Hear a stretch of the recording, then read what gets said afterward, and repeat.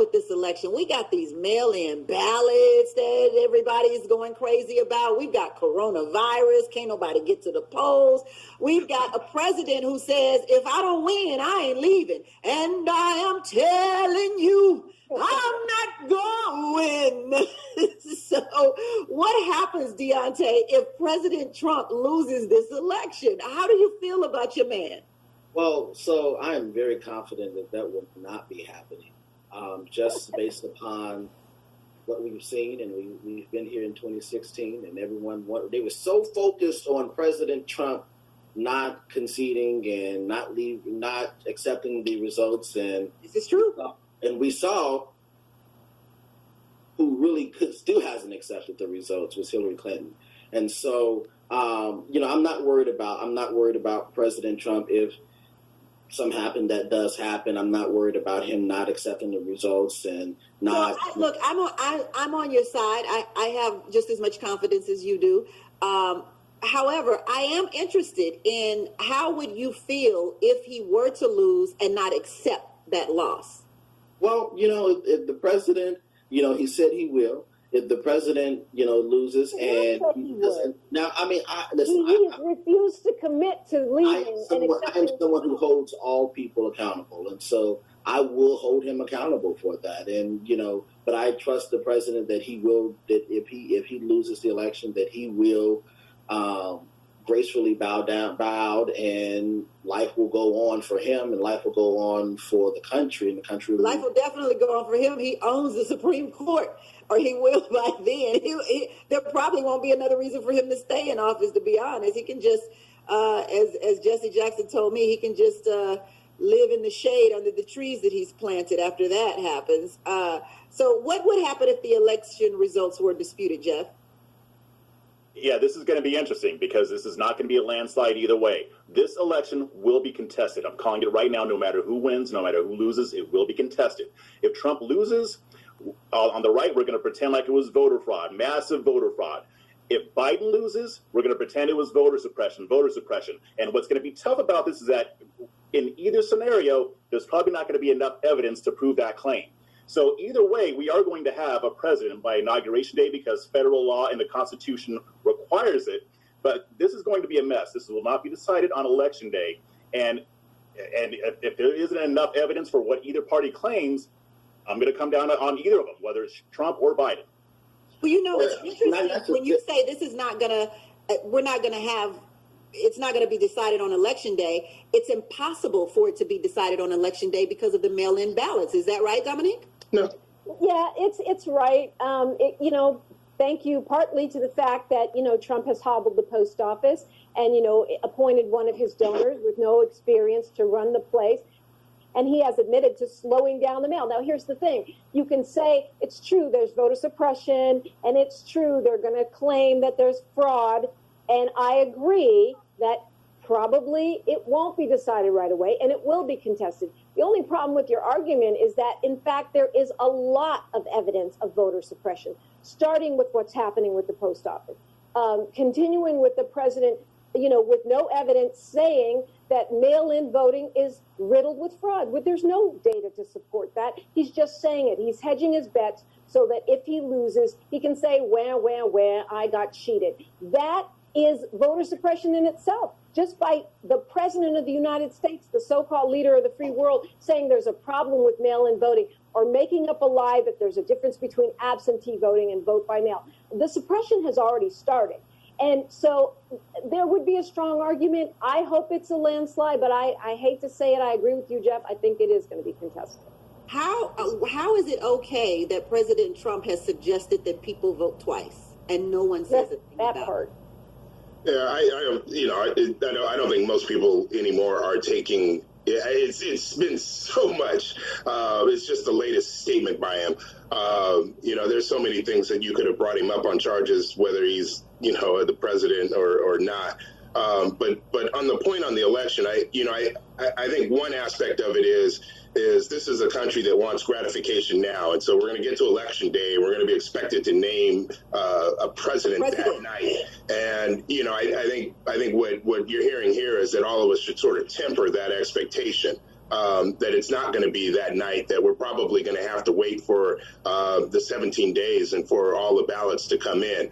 I do think this is actually going to be a landslide election. And after looking at the early results on a few states on the East Coast, if North Carolina looks to go for Biden, at that point, I think you're going to start to say that there's almost no way that Trump can win this. Listen, Ed, I can't believe you're shocking me tonight. I can't believe that you even care about these polls when they were tragically wrong in 2016. I don't even know why we look at polls anymore. I don't even know why we believe CNN anymore.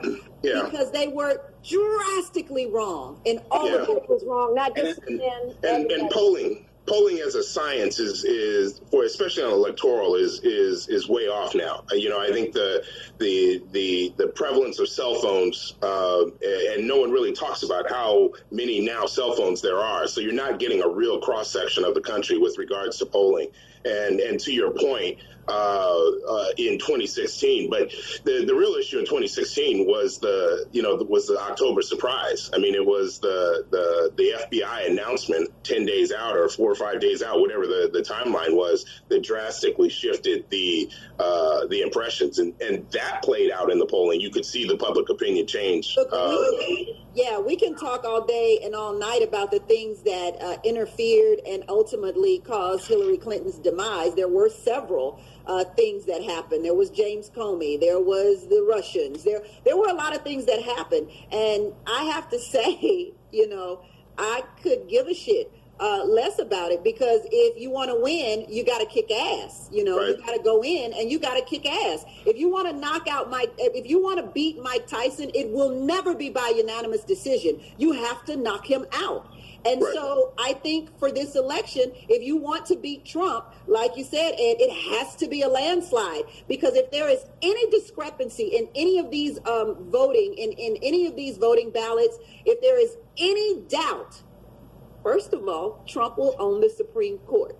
So if you think it's going to go another way, you better think again. He also not only the Supreme Court, but you got to remember, while Nancy Pelosi and the Democrats were going through impeachment, President Trump was stacking the courts all over this country as well. But also, we have 198 judges. Yes, exactly. And we also have to think about this as well. And I will let you know that the Trump campaign currently has about 9 to 10 possible pathways to victory. And some of those pathways actually includes losing North Carolina, and one actually includes Florida. And so, but there's different pathways when it comes to what's happening now. As for the election results being given the day of, Pennsylvania made sure that was not going to happen, with their Supreme Court making sure that they're going to accept mail-in ballots a couple days after. So,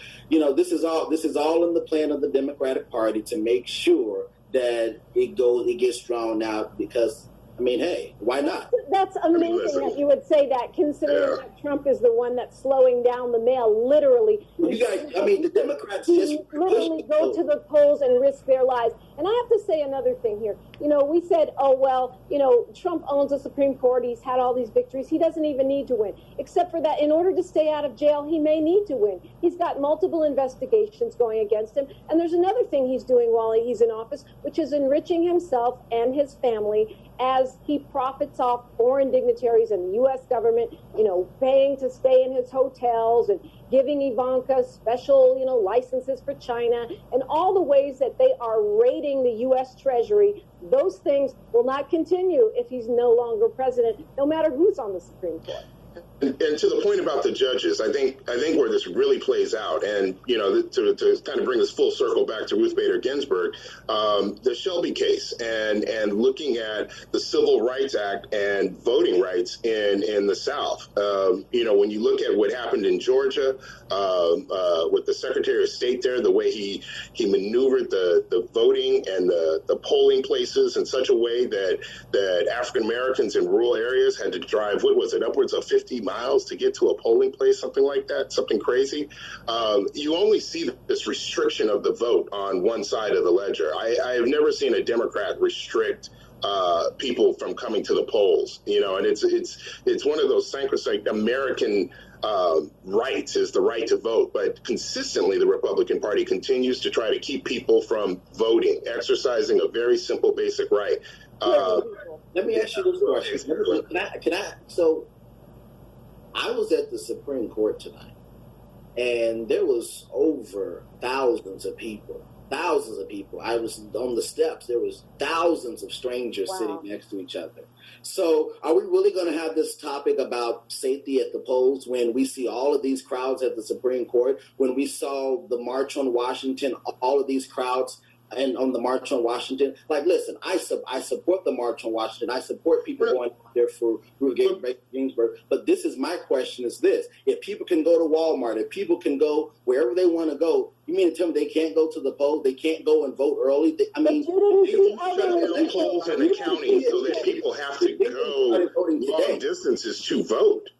And you didn't see elderly people with underlying conditions were not at the March on Washington. They were elderly people always most likely vote early or absentee anyway. Maybe they do, maybe they don't. We need to make sure that they can and they can vote however they see fit, whether that's vote by mail or at the polls with plenty of early voting time. So should I take this ballot that came to my house look like us from voting and fill it out and vote?